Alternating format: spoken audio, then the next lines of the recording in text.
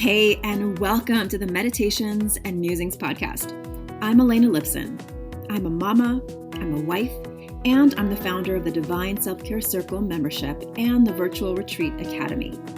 I don't believe that you have to sacrifice your body, your health, or your family in order to create true abundance and prosperity. I believe in living based on the divine feminine metrics of success, and these include pleasure, play, ease, grace, and a slower pace. Each week, I'll bring you 1 to 2 new episodes. One of these will be a guided meditation that you don't have to do on the meditation pillow, and the other will be a conversation to help you access your inner wisdom, to ignite abundance, and inspire others to do the same. I invite you to join me on this journey back to the magic of a divinely aligned and well cared for you. And now, join me for today's episode. Hello, this is Elena Lipson, your Divine Self-Care Mentor, and I'm so happy to have you back with me again on the Meditations and Musings podcast, where we talk about things self-care, things feminine metrics, and things that make you want to stop and take a deep breath in a good way. So why don't we do that all together right now? Why don't you take a nice deep breath. Sometimes you go for hours and hours and hours being distracted on your to-do list, on your Instagram scroll, on your Facebook scroll, doing thing after thing without really pausing to take in a moment. And that's what we're talking about today. Today's episode is From Distraction to Daily Devotion. So I hope you're listening. If you're someone who finds yourself being distracted throughout the day, and I am raising my hand on this one because I swear it's like my attention span has gone to much less than it used to be before. And I know that technology is part of that. And I think we are being sort of programmed in that way. And it's not all bad. It's not all bad news. There's a lot of wonderful things about technology. Obviously, I found so much joy and purpose in my work in the online world, on social media, and how it's evolving constantly, right? It really is constantly begging for our attention. But I want to share with you today on this podcast episode, I want to share with you 11 symptoms of living in a distracted way. And then I want to share with you some really powerful questions to ask yourself to help you move from distraction into daily devotion. And we'll talk about devotion and what that means. And then I'll give you specific, simple, practical strategies, 1 or 2, not too many, because I don't want to overwhelm you with more things to do. The way I teach self-care is not about doing more. It's always about doing less, but better. Less stuff, more quality. Less things to do, but more devotion to those things. That's my philosophy. That's the philosophy of the feminine metrics of success. Pleasure, play, ease, grace, and trusting your pace, trusting a slower pace. Now, this isn't for everyone.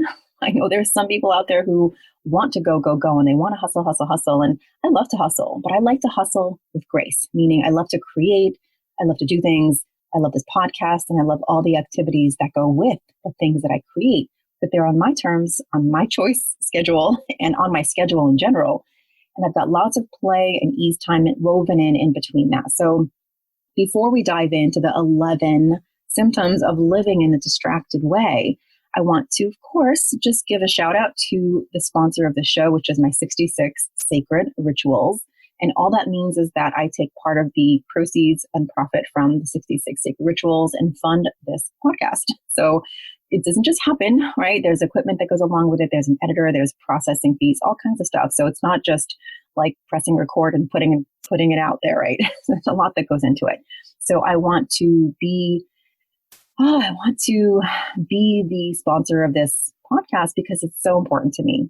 The feedback and the reviews that I've been getting lately, the comments just really validate that this is a time where you and I are exploring different ways to be in our lives and in our relationships.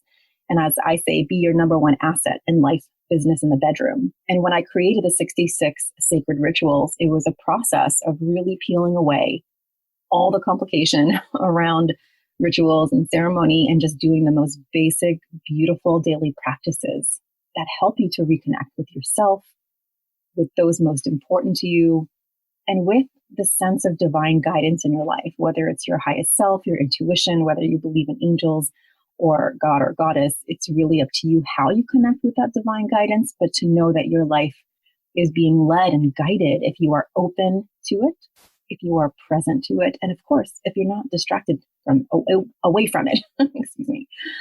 So I want to invite you to experience the 66 sacred rituals. And as a listener to this podcast, you get to experience it with a special coupon code, which is podcast. That's it. Not very complicated. And all you need to do is go to elenalipson.com/gift, where you can check out the details about the 66 sacred rituals. Once you enroll, within the first 24 hours, you'll get your first invitation to look at the first ritual, and then every 24 hours after that for the next 66 days. And they're meant to be explored. They're meant to be tried. You'll be able to download them and take them with you on a walk or listen in your bed in the morning when you wake up or before you go to bed as part of your morning practice or your nighttime practice. And they're meant to be rituals that you take with you. So you will experience some that really connect with you, others that you might want to do maybe once a month on the full moon or the new moon. You get to explore them the way that you want to explore them. But each one of them is infused with the connection to yourself in a way that you might not have before, have been missing, right? Like that time with yourself. And each ritual is under 10 minutes. So it's super easy. And it's a beautiful way if you've been craving some ritual practice around your morning or evening or sometime during the day. This is the perfect way to do that. So I hope you enjoy that.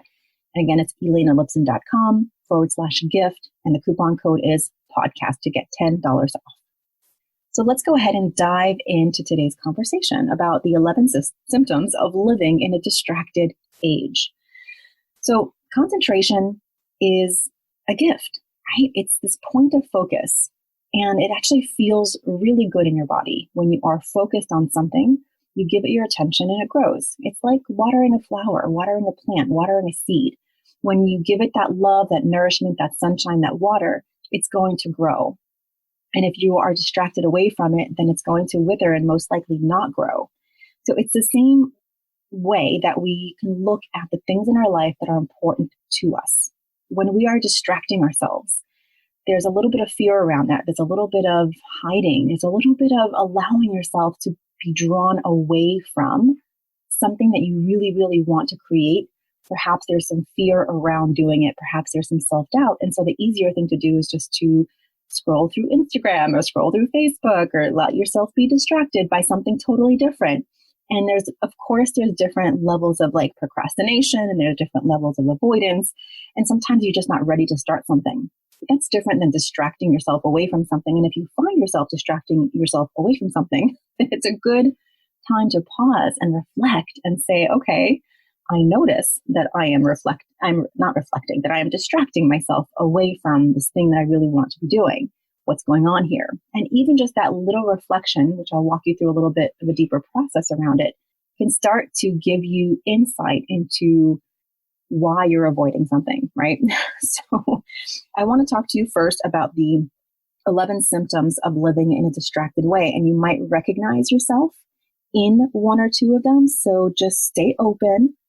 And the reason I can speak about this so clearly is because I have experienced it. I'm definitely distractible. And I think we all are these days.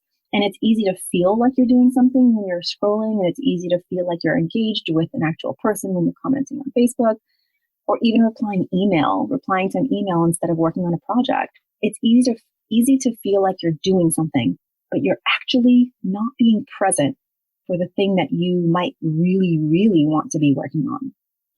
So some of the symptoms that might show up when you are starting to live in a distracted way versus just experiencing distraction is, number one is you start to realize that your true and deep conversations are being relegated to texts. Like you are not fully present in the moment. And so taking the time to be in a full conversation has really started to maybe happen less and less, right? So that's a symptom of being distracted. And perhaps you're even finding yourself distracting yourself away during the conversation by picking up a phone, like when you're actually sitting face to face with someone and you're finding yourself picking up the phone, because that true and deep conversation takes intense focus and it takes being fully present. So if you're finding yourself having a lot of your personal conversations via text, that is a symptom of living in a distracted way. Number 2 is we aren't able to do something super fun that you might have loved to do, like read a book or watch a movie without checking your phone. Again, I have totally experienced all this, so no judgment here, but I just want you to be aware of it and maybe take steps we're going to talk about later, but start to notice when you're bringing your phone into places and situations that it doesn't need to be in, like taking your phone out when you're sitting over coffee with a friend, or when you're watching a movie, or when you're just needing to be where you are, but you find your hand mysteriously drawn to your phone, even when you're in the middle of watching something that you intentionally sat down to watch or read. Okay.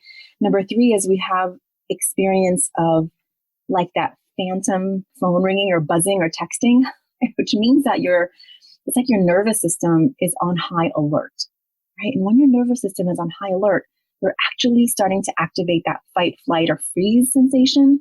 And if you're on high alert and you're activating that fight or flight or freeze sensation throughout the day, you're actually stressing your adrenal glands and you're stressing your body systems to be on alert for incoming text. And this is part of the way that technology has been woven into our lives, so that our brain and our body is hooked into the scroll. It's hooked into the alert. It's hooked into that. So I've actually turned the alerts off on my phone, which at first I thought I was going to miss it, but actually I kind of love not having alerts on my phone. And you might have just heard a buzz on my phone right now because I just installed a new app and I forgot to turn the alert off. So it just went on. Like, what crazy timing is that, right? So I need to go in and turn that off.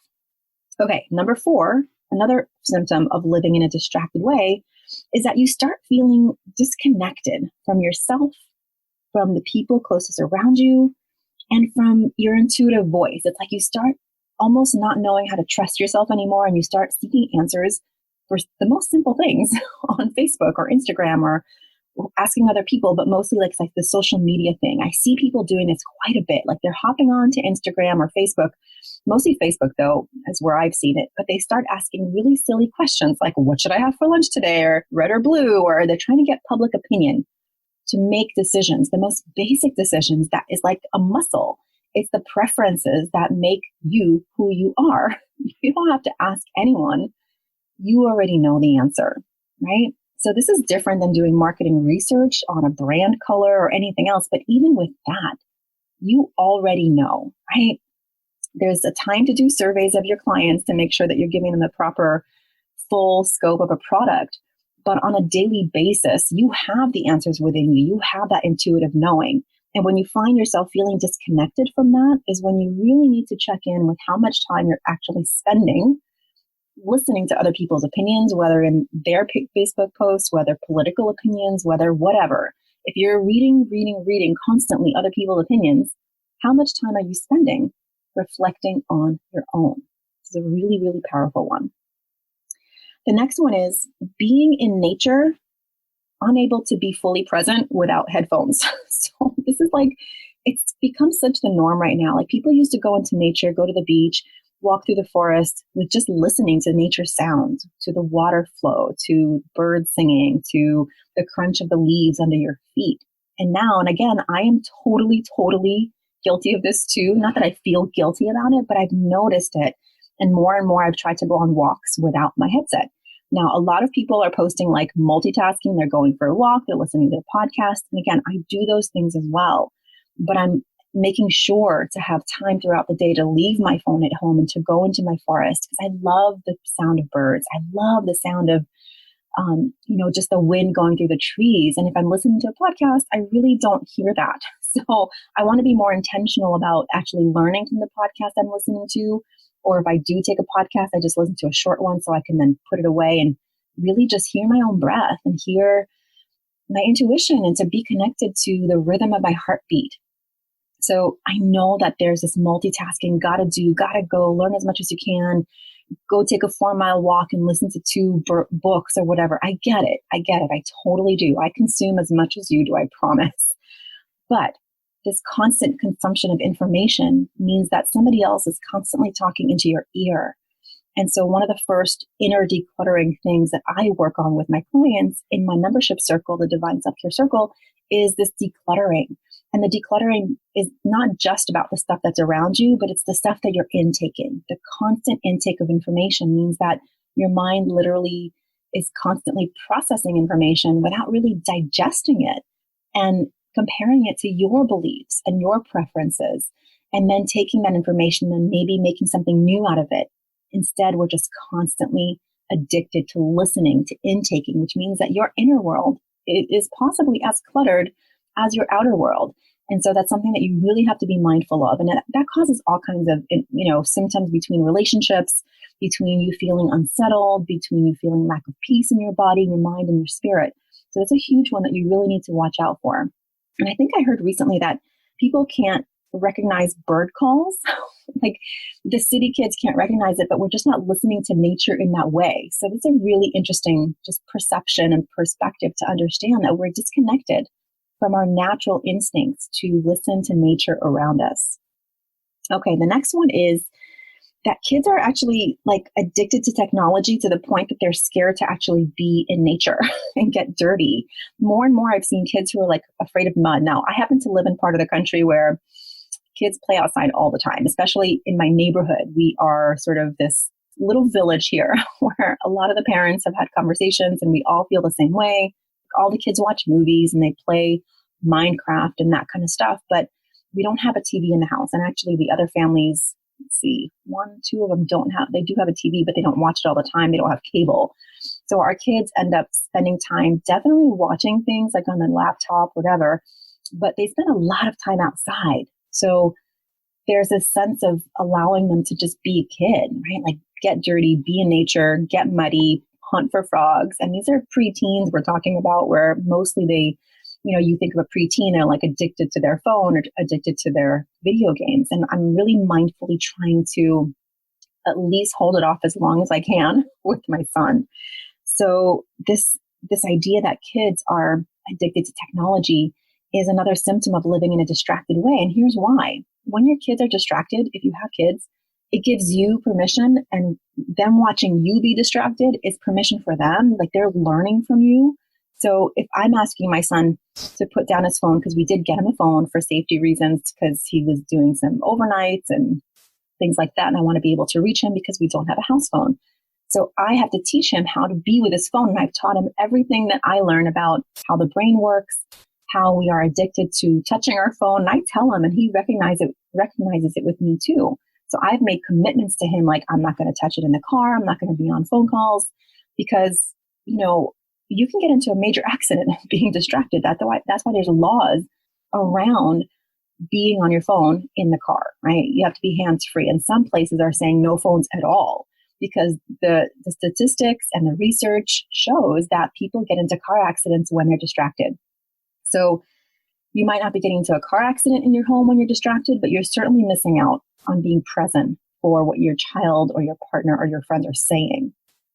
So if you want to teach your kids to be less addicted and distracted, you are meant to model that yourself, which is what I'm practicing. So I know it's not easy always, but it's so worth it, right? I'm devoted to embodying that parent who can be mindful and conscious, not perfect, because I'm not perfect, but I'm definitely trying. All right, the next one is the symptom of living in a distracted way is a high level of comparison. Now, this high level of comparison to others comes from the constant scrolling, right? The constant scrolling of other people's lives, the amazing vacations that they're taking, the amazing cars they're buying, the amazing clothes they're wearing, the amazing money they're making. And you know what? I mean, I know you know this, but it's really important to say it again, is that the comparison is the thief of joy.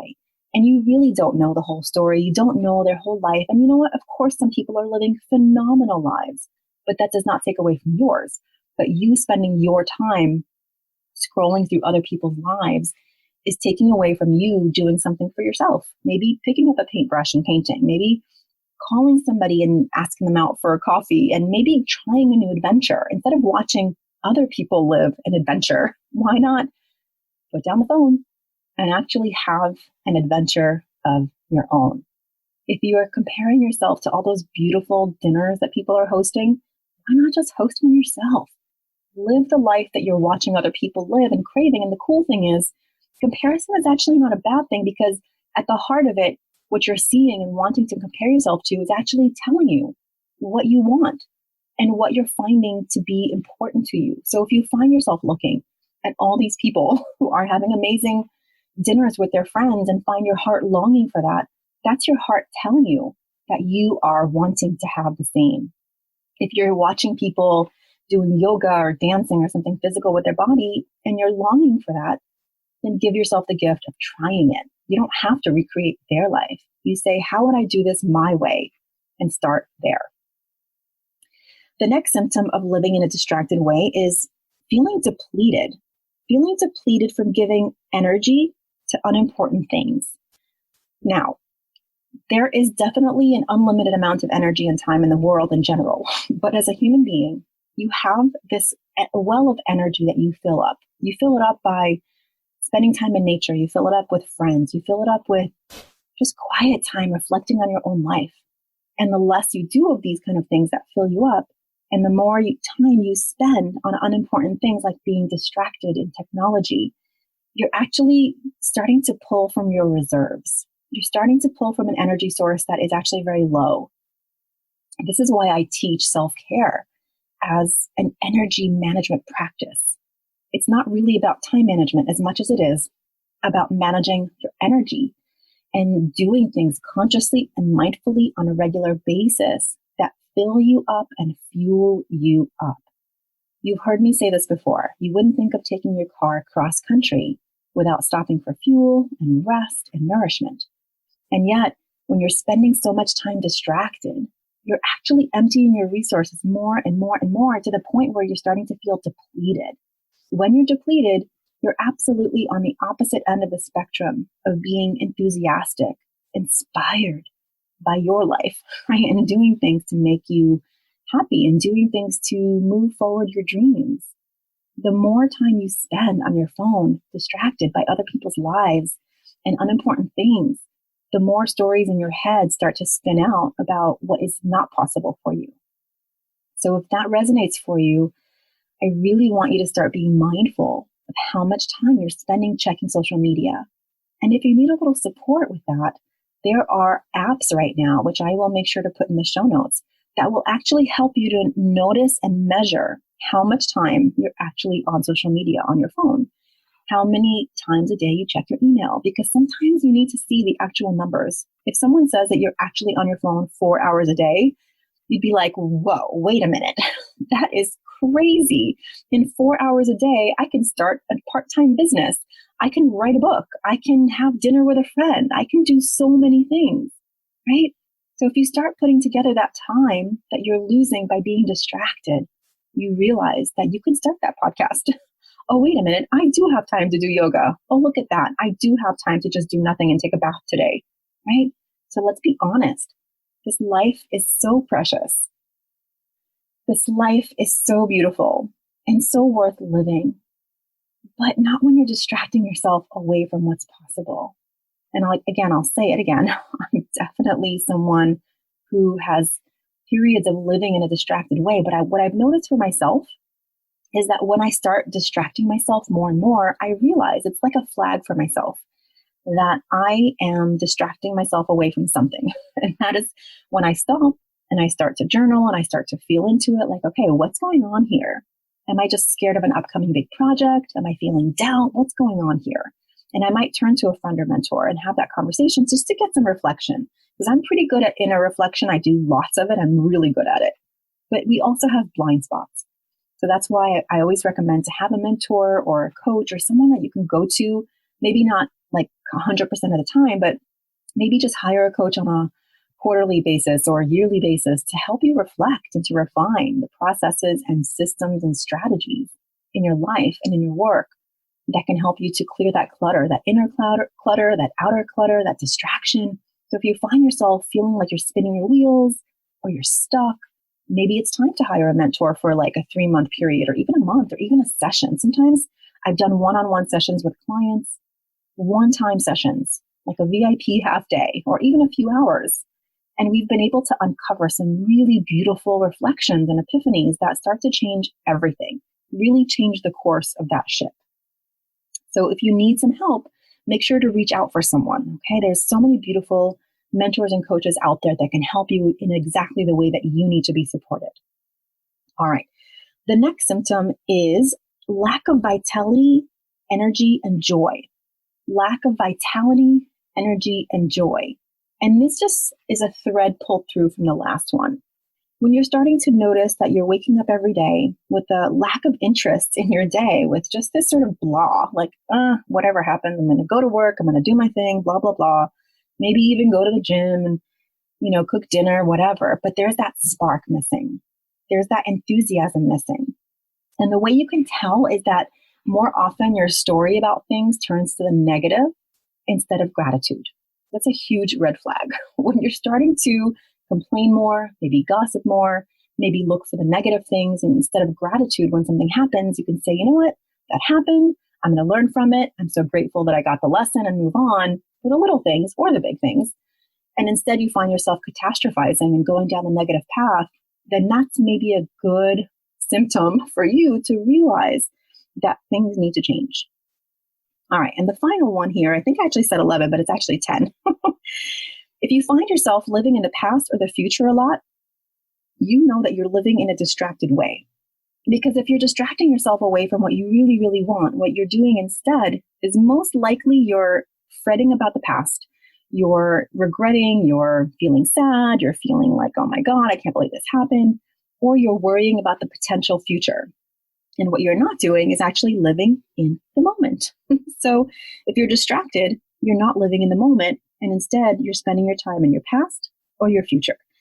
And sometimes there is a time to go back to your past and pull through some lessons to the present day. And there is a time to look at the future when you're planning and strategizing. But the only place you're going to live any of that is in the moment, right? All right. So one of the questions that you want to ask yourself when you're feeling like you're in this distraction is, what am I devoted to? So this is a question that you might want to come back to over and over again. But if you've never asked yourself that question, it's a good time to ask. What am I devoted to? Is it my purpose? Is it my family? Is it my health and wellness? Is it building wealth to leave a legacy for my family? What am I devoted to? So what is devotion?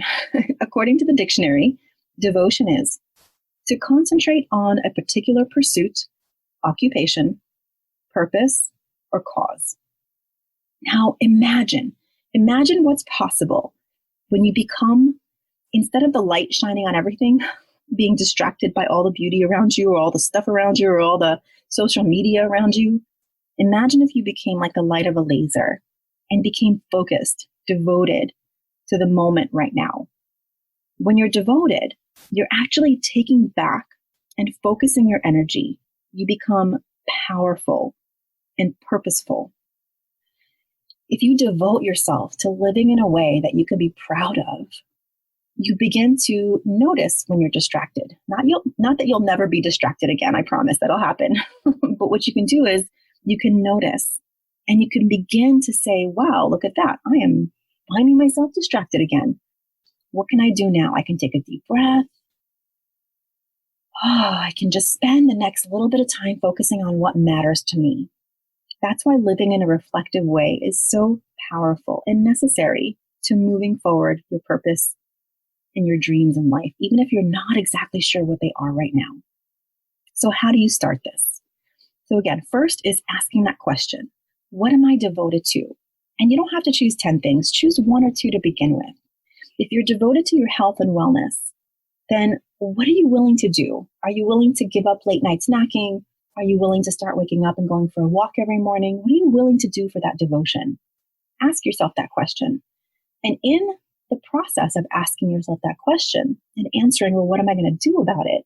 You're starting to give yourself the time and attention that is required to live a life based on your inner drive versus people telling you what to do on social media, right? When you're distracted, you're actually distracted away from yourself and towards other people's visions. So let's take that power back and let's turn that gaze back onto your life. What are you devoted to? Because when you're living in a way that's devoted to your wellness, to your health, to your purpose, you become a beacon, a light for other people to live in that way too. You become an inspiration by giving yourself what you need most, by being devoted to being the number one asset in your life, business, and the bedroom. You actually expand your capacity to give to others. You expand your capacity to receive inspiration. You actually become someone who inspires others to do the same. It's quite magical. So where do you start? Again, asking that question and then asking yourself what you're going to do about it. And then if you want to just start with small blocks of time without distraction. One method I love is called the Pomodoro Method. That is when you set a timer for 10 to 20 minutes, usually about 20 minutes, of intense focus on one task. You stay fully committed to that one task, whether it's writing a chapter of your book, whether it's working out, whether it's reading a book, whether it's watching a movie. I'm going to say that. You can totally do that. But whatever task you've been avoiding, give yourself 20 minutes with a timer and take your phone away from yourself. And if you feel your hand being drawn to your phone, smack your hand with your other hand and bring it back so you don't get distracted. I know you can do 20 minutes. Your life and your wellness are worth 20 minutes of intense focus. Once you do that, then you notice how it feels to devote yourself, how it feels in your body, in your spirit, in your mind to focus on one thing at a time, right? As my husband likes to say, this is a line from the show called MASH from years ago, do one thing at a time, do it really well, and then move on. If you just took that as a mantra for your work, you would get so much done in the path of creating a life that you really, really love. So you start noticing what you're feeling when distraction stirs. And you don't punish yourself for it. You be gentle and just say, oh, there I go again, being distracted. And I have the power to choose. I have the power to choose, right? Once you do that, you realize that this distraction is a habit. That's all it is. And so whatever you do or don't do becomes a habit. So this is just a habit of distraction that you are going to start moving into saying, oh, look, there I go again. I have the power to choose. Until that power to choose becomes the new habit.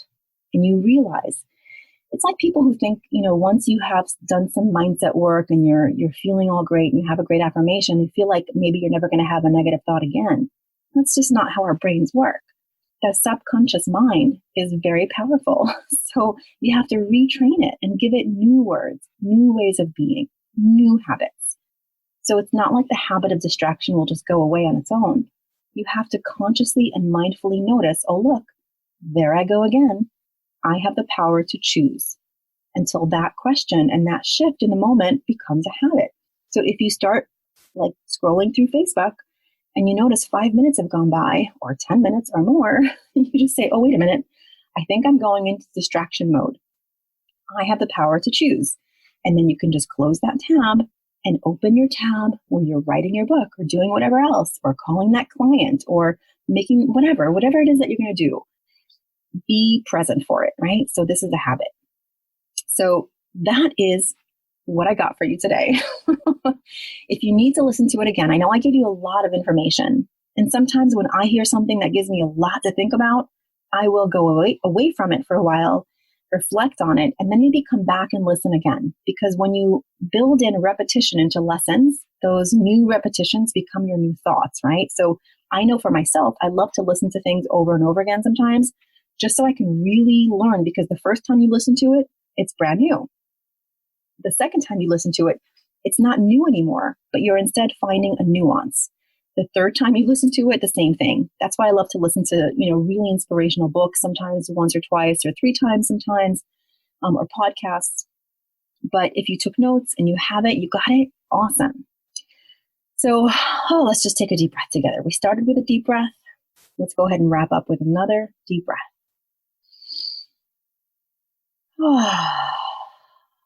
Which is something you can also do when you find yourself getting distracted. So thank you so much for hanging in there, for going through all those symptoms. I know it might have been uncomfortable for you because you might have recognized yourself in some of those symptoms. And again, I'll say it again. I only know this so intimately because I experience it as well. So you are not alone.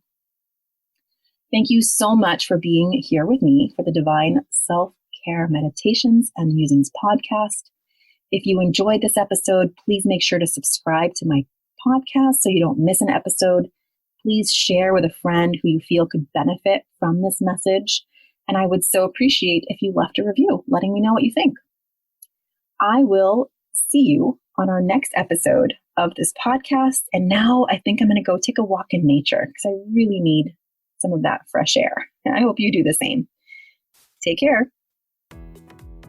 Thank you so much for listening and learning about the new divine self-care way of being in your life, business, and the bedroom based on the divine feminine metrics of success: pleasure, play, ease, grace, and a slower pace.